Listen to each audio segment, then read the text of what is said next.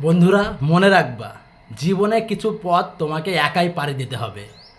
সেই পথে বন্ধু হয়ে থাকবে না তোমার ফ্যামিলি, থাকবে না তোমার বন্ধুবান্ধব, থাকবে না তোমার আত্মীয় স্বজন।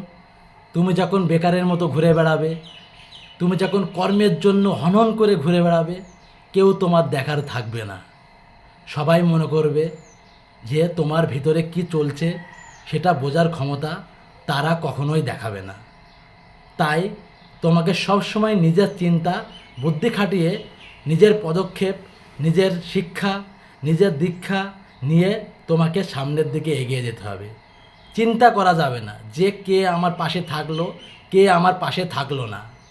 তুমি যদি তোমার মনোবল হারাও, তুমি যদি তোমার ফ্যামিলি, পরিবার, বন্ধু বান্ধবের কথা চিন্তা করো যে তারা আমাকে কিছু করে দেবে, তাদের অপেক্ষায় আমি থাকবো, আমার আত্মীয় স্বজন আমাকে কিছু করে দেবে, তাহলে তুমি ভুল ধারণায় বিভোর হয়ে আছো। তোমাকে নিজের পথ চিন্তা করে, কারোর কথা চিন্তা না করে তোমাকে নিজের চলতে হবে। তা না হলে তুমি কখনোই সফল হতে পারবে না। এটাই তোমার জীবনের প্রথম শিক্ষা। এই শিক্ষা অর্জন করেই তোমাকে এগিয়ে যেতে হবে।